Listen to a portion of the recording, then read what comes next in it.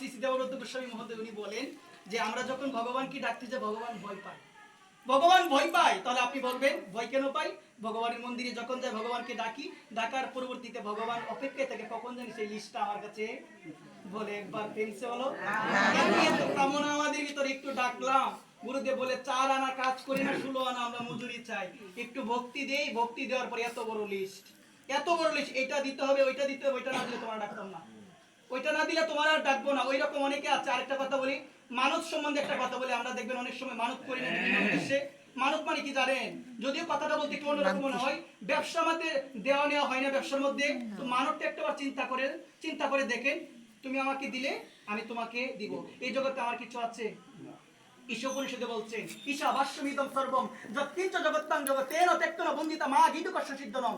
মহাত্মা গান্ধী একটা কথা বলেছিল, সারা ভারতবর্ষ যদি ধ্বংস হয়ে যায়, ঈশোপনিষদ যদি প্রথম শ্লোকটা বেঁচে থাকে, ভারতবর্ষের পুনর্নির্মাণ করা সম্ভব যদি একটা শ্লোক বেঁচে থাকে, সেই শ্লোকটা হলো ঈশাবাস্যমিদং সর্বম যৎকিঞ্চ জগত্তাং জগতেন ত্যক্তেন বন্দিতা মা গীতকস্য সিদ্ধনম। জগৎ, এই বিশ্ব ব্রহ্মাণ্ডে চরাচর জগতে যা কিছু দেখতে পাচ্ছি সবকিছুর মালিক কে?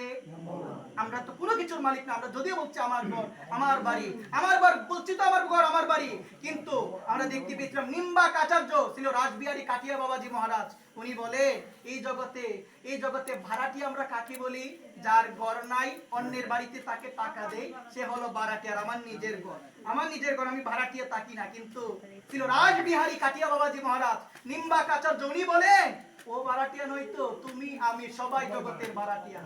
প্রকৃত প্রদত্ত দেহ নিয়ে আছি, প্রকৃতির যেদিন ইচ্ছা হবে গার ধাক্কা দিয়ে বের করে দিয়ে নিয়ে যেতে পারবে বাড়ি। এত সুন্দর করে সাজালে বাড়িটাকে, এত সুন্দর করে সাজালে কোনো কিছু নিয়ে যেতে পারবে না। সাদের মা বাবা সব কিছু রেখে চলে যেতে হবে। কারণ বলছেন সমুদ্রের ফেনা যেমন সমুদ্রে বিষয়, মায়ার সংসারে খেলা সেভাবে হয়। কেউ নহে পিতা মাতা আত্মীয় স্বজন, সবাই ফেনার মতো তাকে অল্পক্ষণ চিরদিন কেউ থাকবে না, কেউ থাকবে না। এই কারণে সকলের চরণে আমি নিবেদন রাখছি, এখনো যতটুকু সময় আছে আমরা ভগবানকে দেওয়ার চেষ্টা করব। আর এটা হচ্ছে বৈশাখ মাস, এটা নিয়ম মাস। এই নিয়ম মাসটা যেন খুবই সুন্দরভাবে ভগবানের নাম স্মরণ করে, সেদিনও বলেছিলাম তুলসী জপা করতে হবে। আজকে আমার অনেক বাবা আছে, অনেক মা আছে, আমি আপনাদের চরণে একটা নিবেদন রেখে আজকে ভাগবত পাঠ এখানে বিশ্রাম করব।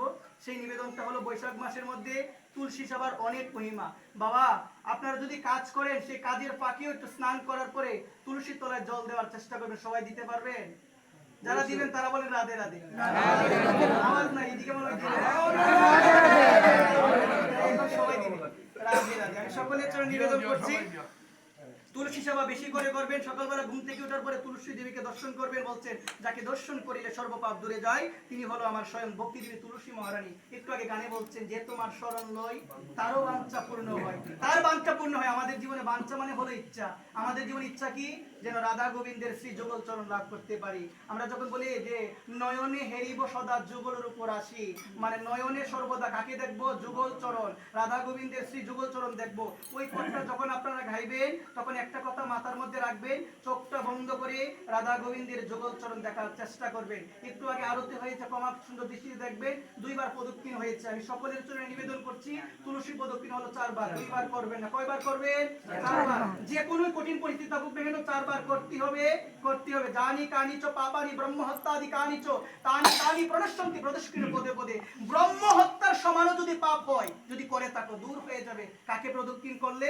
তুলসী দেবীকে প্রদক্ষিণ করলে। তুলসী হলো ভক্তি দেবী। দৈনন্দিন কৃষ্ণের লীলা বৃন্দা দেবী জানে। ভগবান যত লীলা করে সমস্ত লীলা জানে কে? বৃন্দা। এই কারণে নাম করতে গেলে তাকে সাক্ষী রাখতে হয়। নাম করতে গেলে সাক্ষী রাখতে হয়। মহাপ্রভু যখন নাম জপ করতেন, ছিল হরিদাস ঠাকুর যখন নাম জপ করতেন, তারা সাক্ষী রাখতেন আমার তুলসী মহারানীকে। শঙ্কা নাম করিতেন প্রভু যে স্থানেতে বসিয়া, তথায় রাখেন প্রভু তুলসীর পাশে। তুলসীর দেখেন জপেন শঙ্কা নাম। এই তো ভক্তি তত্ত্ব শাস্ত্রকার কয়। একবার প্রেম সে বলে সকলের চরণে নিবেদন রেখে ভাগবত পাঠিকানি বিশ্রাম দিচ্ছি। বিশ্রাম দেওয়ার পূর্বে আপনাদের মূল্যবান সময় নষ্ট করে সবাই ক্ষমা সুন্দর দৃষ্টিতে দেখবেন।